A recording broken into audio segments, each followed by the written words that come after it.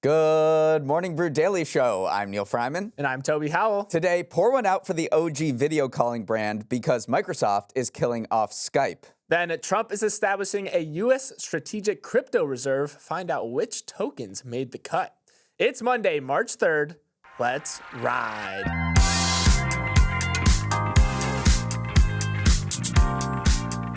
Neal, back in the saddle. I've been spreading lots of salacious rumors explaining your absence over the past week. So if anyone asks how your time working as a backup dancer for Bruno Mars was, just roll with it. But in reality, glad you took a much-deserved break that you spent on a week-long trip to Vietnam. Give us a quick rose and thorn from your time away. Okay, first of all, shout out to you and Anne for holding down the fort. You guys did a great job. So I have a couple of roses. Vietnam is an incredible country. I encourage everyone to go. The first is the motorbike and scooter culture of Ho Chi Minh City. It is crazy. It is as advertised. So when you call an Uber there, it's actually Grab. It's not a car for the most part, it's a scooter. So some person comes and then you just hop on the back and it's a little nerve-wracking at first, but then you realize that it is really the best way to get around the city. Then in another city, we did a cooking class. Shout out Van for your incredible teaching skills. We went to the market to get all these fresh ingredients, came back, and I learned how to cook. So I will definitely be cooking up some shaking beef for you, Toby. And then finally, we did a quick stopover in Hong Kong on the way back. And a rose there was definitely the peak. There's this mountaintop where you look over the city, and it was probably the most breathtaking view I have ever seen. Better than the Grand Canyon, better than anything else. It was astonishing. And then I guess, okay, we'll talk about a thorn. That was the 15-hour flight back from Hong Kong to New York City. It is a long flight, but I tried to mitigate that by just crushing movies. I watched 3, Conclave, Before Sunrise, and Apocalypse Now. All 3 were excellent. Murderers row right there. Well, it is great to have you back. Glad you got some R&R, and yes, I will take you up on that shaking beef offer. Now a word from our sponsor, Invesco QQQ. Question for you, Neal. If you could time travel to the future, what's the first thing you'd do? Easy. Bet on the Eagles to win the Super Bowl again.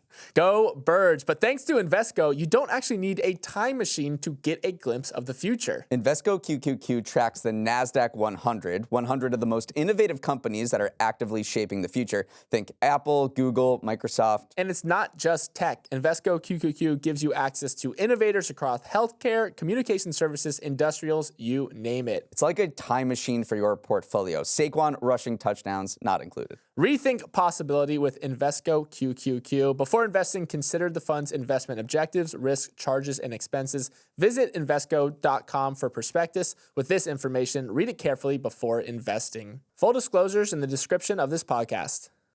While the traditional finance world was sleeping over the weekend, Trump announced a move that set the crypto world on fire: the establishment of a U.S. strategic crypto reserve. The announcement follows through on a campaign promise from Trump and furthers his pledge to position the U.S. as the crypto capital of the world. It also provides a shot of adrenaline for the crypto market that had been in a post-election funk. Bitcoin had dipped below $80,000 to a 3-month low, but jumped 10% on the back of the announcement. Ethereum, XRP, Solana, and Cardano also jumped double digits on the news that they were to be included in the reserve, with Cardano soaring more than 60% alone. If those names sound familiar, they're all part of the 8 biggest cryptocurrencies by market cap, whose post-announcement rallies helped push the total market cap of the industry back over $3 trillion. Neal, after Trump took office, there was all this enthusiasm around crypto, but outside of the SEC dropping some investigations and the launch of some meme coins, there wasn't a whole lot of action. But now here is some action along with some controversy. Perhaps the timing was not a coincidence, with Bitcoin falling 28% from its peak. What even is a strategic reserve? Well, it's typically a stock of a critical resource that you can tap during emergency times of crisis, when you need this, when you need access to this resource. Probably the best known example is the U.S. Strategic Petroleum Reserve, which we set up after the Arab oil embargo in the mid-70s. That is oil, it kind of runs our energy system at the moment. So that is, an example of something that you would probably have a strategic reserve of. Canada has a strategic reserve of maple syrup. China has one of pork, metals, and grains. So the big question is, why do we need a one for Bitcoin, which I don't think anyone would consider a critical resource? It is more probably the fact that it was a campaign promise. This was floated over the campaign trail by Trump, saying that maybe a strategic Bitcoin reserve would be something that he would establish once in office, which is why I said there's some controversy around this, because it's not just Bitcoin in this strategic reserve. There are coins like XRP, there are coins like Cardano, Solana in it. And so that is leading to questions, because those are not decentralized currencies at all. There's founding teams there, and there's a lot of crypto donors from those neck of the woods, essentially, that gave money to Trump's campaign. And now here he is turning around and essentially pumping those bags of those crypto holders, which led to a lot of pushback saying like, hey, these are the wealthy donors that helped propel you to a victory in the election. And now here you are including some of the tokens that will increase their wealth here. There's a conflict of interest there. There's a conflict of ethics there as well. And even those criticisms were coming from people in the crypto community.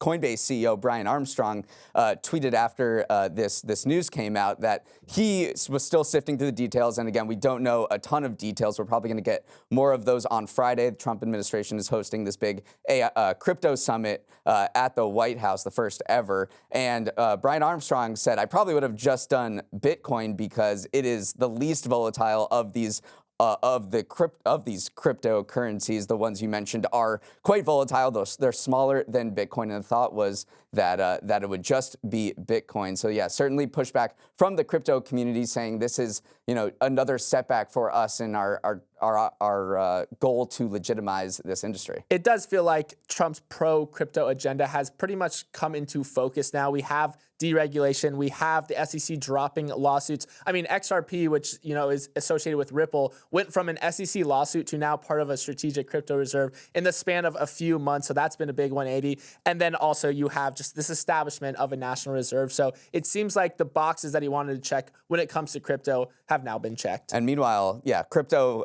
prices have skyrocketed in response to this. The total market cap of crypto gained $300 billion yesterday after this announcement. The weekend's news was dominated by the fallout from Ukrainian President Volodymyr Zelensky's astonishing and very public blowup with President Trump and Vice President J.D. Vance in the Oval Office on Friday. Shell-shocked European leaders gathered on Sunday to craft a plan to provide security for Ukraine against Russia as the U.S.'s support for Kiev appears to have reached a low point under the Trump administration. Declaring, "We are at a crossroads in history," UK Prime Minister Keir Starmer said his country and France formed a coalition of the willing that would boost military spending and put boots on the ground to defend Ukraine in the event of a pause in fighting. Meanwhile, in the U.S., while Trump's team is lambasting Ukraine, they appear to be warming up to Russia as they work together on a ceasefire deal that sidelines Europe. And this sudden thawing of an icy relationship raises an interesting question. Would American companies that pulled out of Russia when it invaded 3 years ago return?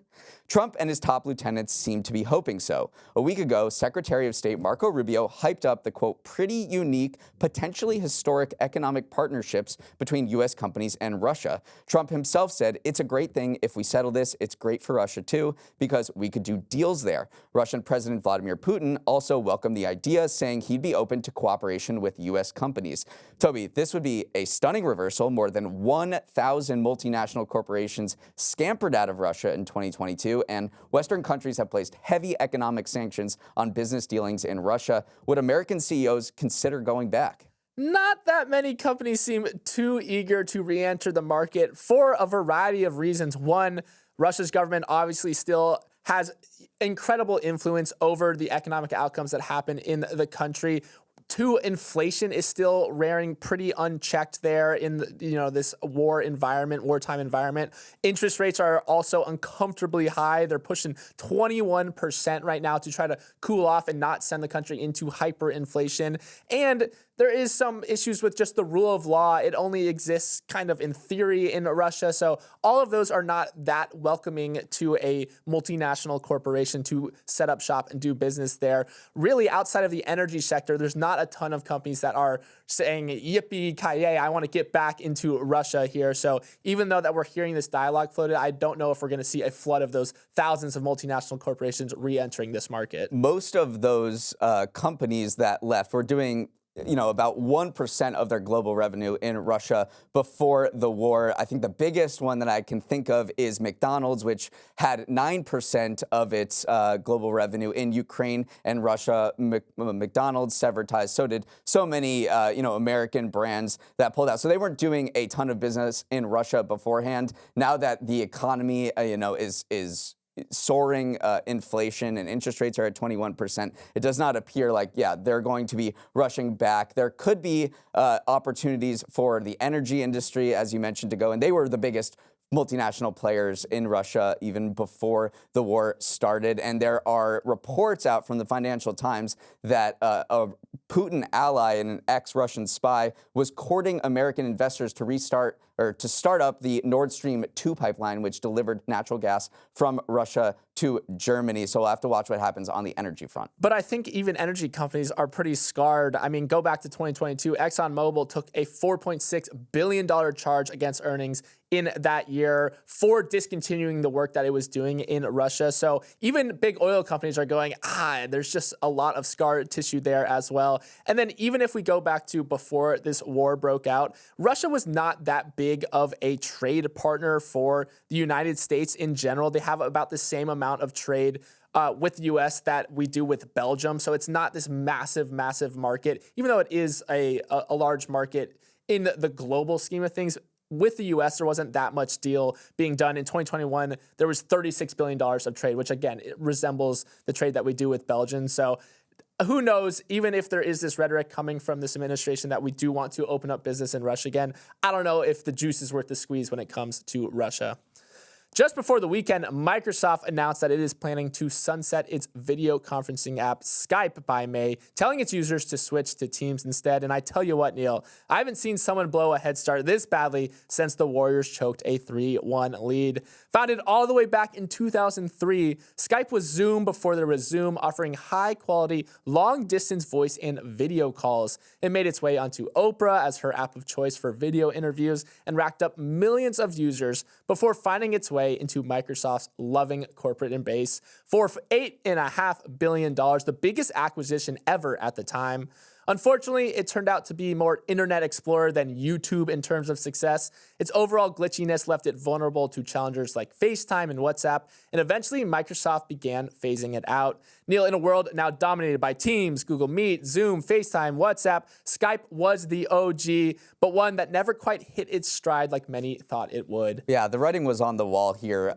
Microsoft CEO Satya Nadella, who wasn't the one who bought Skype. That was Steve Ballmer. He hadn't mentioned Skype on an earnings call since 2017. This was a long sunset period, like those long winter sunsets.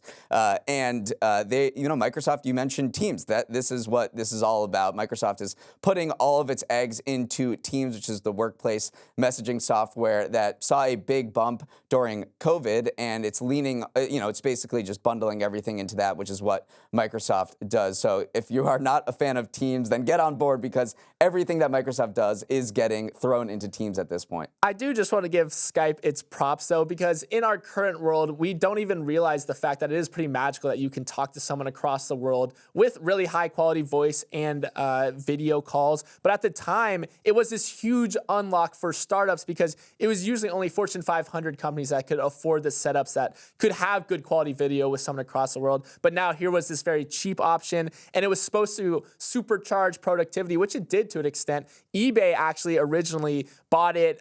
It wanted to use it to help, buyers and sellers connect. They thought it would lubricate, this online economy, and it didn't quite work. That was also considered a pretty big write-down for the business. And then Microsoft swept in because they saw like a similar vision for it, and it just didn't quite hit its stride. So even though I will say, even as recently as 2017, it was still being used. Trump used it to field questions from journalists at the White House. So as recently as 2017, it was still being used in high-profile scenarios. But now you're right. It's just been eaten alive by Microsoft Teams. It's been eaten alive by WhatsApp, eaten alive by Facebook or FaceTime. So it had a big peak, but, pour one out for Skype. Up next, it is time for our winners of the weekend. Welcome to our Winners of the Weekend segment, where Neal and I picked two stories that had a better weekend than Neal, drinking in the sights and sounds of Ho Chi Minh City. Neal, I won the pre-show contest of who did the most shows last week, so I am up first. My winner of the weekend is Anora, because the Academy Awards were last night, but they may as well have been renamed the Anora Awards. The movie took home the night's top prize for Best Picture, while also snagging Best Original Screenplay, Best Film Editing, and Directing, making director Sean Baker the first to win 4 Oscars in one night for the same film, including Best Picture. And on top of all that, 25-year-old Mikey Madison also won Best Actress for her role in the film. Though it may not have felt like it, other movies were honored last night. Adrian Brody won Best Actor for his role in The Brutalist. Kieran Culkin won Best Supporting Actor, meaning he is suddenly halfway to an EGOT. Zoe Saldana won Best Supporting Actress for her role in Amelia Perez, which had a muted night outside of winning Best Original Song as well. And box office hits Wicked and Dune 2 snuck in to win 2 awards each. Neal, Conan was pretty funny. The movies were good this year, and we'll have to see about the viewership numbers, but it seemed like overall a pretty solid night for the Oscars. The movies were good, but no one saw them. So Anora won Best Picture. Congrats to Anora, but no one saw it. It actually set the record for the worst domestic box office performance for a Best Picture award outside of the pandemic. It brought in $15.6 million in ticket sales here in North America, and that is not a lot at all. There is a glaring absence of big blockbusters in the Best Picture category. The only two that brought in sizable ticket sales were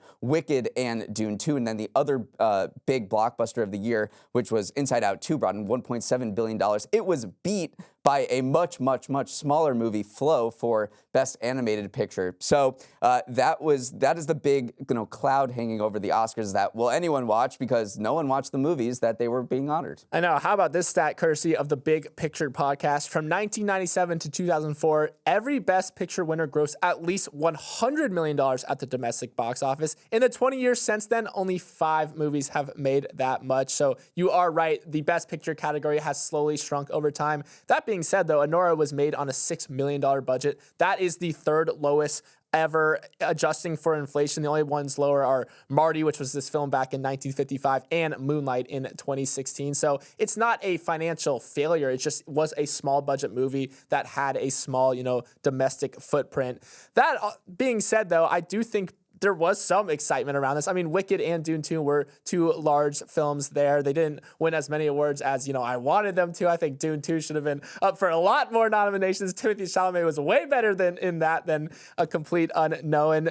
So that's just my own personal horse there as well. And Conclave, which is the movie you saw, we both agreed should have won a little bit more. But I think overall it was a pretty solid night. People liked Conan. He kept the show moving, was funny. So I think this will be seen as a relative success for the Oscars. My winner of the week is Mishway, and if you're wondering what the heck a Mishway is, A, you don't live in China, and B, it's recently become the biggest food and beverage chain in the world.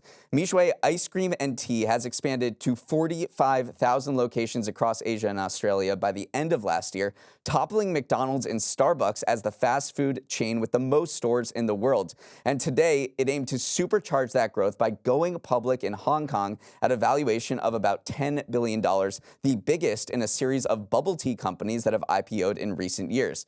So what do you get when you order from Mishway? Really sugary drinks and ice cream on the cheap, like really cheap. Its signature products like lemon water and a fresh ice cream cone start at about 25 cents, delivering value at a time when Chinese consumers, and college students in particular, are tightening their wallets and looking for discounts.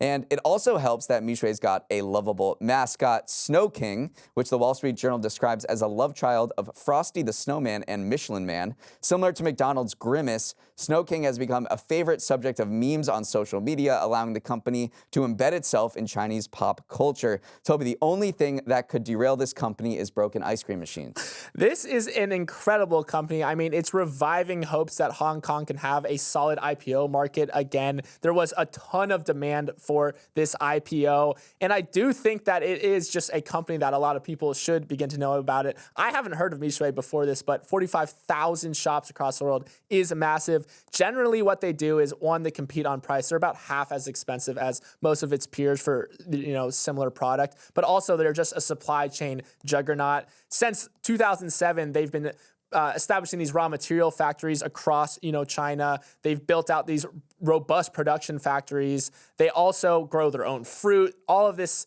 in the hopes of just creating a supply chain that can get product to anywhere in China within 12 hours. When you have 45,000 stores, you do need that supply chain mastery. So that is essentially its business model. Is they sell straws to their own franchisees. They send equipment to their own franchisees, and that is where they're getting most of their money from. So expansion is the name of the game for them, and expand they have. And their first day was off to a great start. They jumped 40% in their first day of trading in Hong Kong. And these two brothers who run this company, and the one guy who started it, are now filthy rich. They are absolutely bubble tea billionaires. They are worth a combined $8.1 billion after this IPO. That's more than former Starbucks CEO Howard Schultz.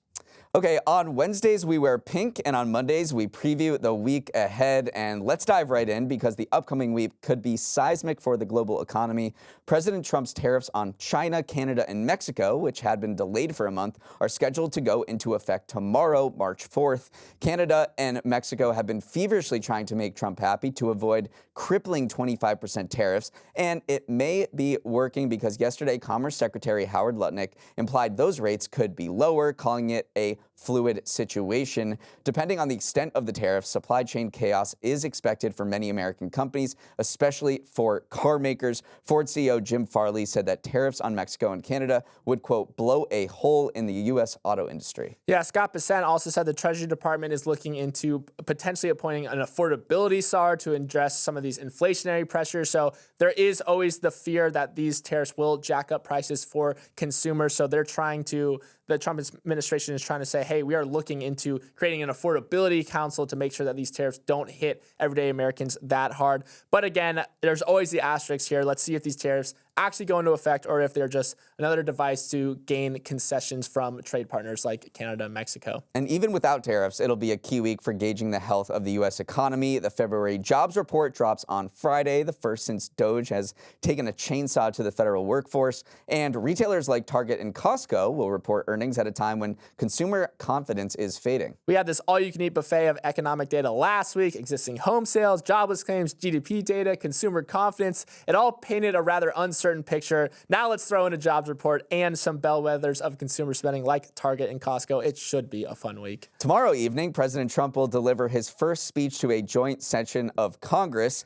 This would typically be known as the State of the Union address, but it's not officially designated as that for a president's first speech to Congress. Little civic lesson for you. In the address, Trump is expected to celebrate the shakeup he's given Washington in his first 40 days in office and lay out his plans for the year ahead. But if his last State of the Union is any indication, it could get a little rowdy. Yeah, there will be some pageantry. There will be some made-for-TV moments. If you recall last State of the Union, like you mentioned in 2018, there was Trump kind of avoiding Nancy Pelosi's handshake, and then Pelosi theatrically ripping up Trump's remarks behind them. So you are right. There will be some drama if there's any indication based off of his previous State of the Union. Yeah, that was in 2020. The timeline is hazy. Oh, true. Two very different festivals are taking place this week. First is South by Southwest, the Film, Media, Tech, and Music Festival in Austin, Texas, that your friend with the job title of creative director is probably going to. And tomorrow is Mardi Gras, the last day before the start of Lent, so New Orleans is going to be a madhouse. Who is the person who is going to both? I want to be that person, actually. Just a little South by Southwest and then a lot of Mardi Gras. All right, let's wrap it up there. Thanks so much for starting your morning with us, and have an awesome start to the week. For any questions, comments, or feedback, send an email to morningbrewdaily@morningbrew.com. And if you're enjoying the show, share it with a friend, family member, or coworker. Toby, who should everyone listening share it with today? I want you to share the podcast with a friend you haven't seen in a while, maybe a week when they're in Vietnam, or if they're just someone you haven't seen in general. Send the pod as a chance to reconnect. Let's roll the credits. Emily Milliron is our executive producer. Raymond Liu is our producer. Olivia Graham is our associate producer. Uchenna Ogu is our technical director. Garrett Peck is on audio. Hair and makeup missed out on an Oscar last night. You'll get him next time. Devin Emery is our chief content officer, and our show is a production of Morning Brew. Great show today, Neal. Let's run it back tomorrow.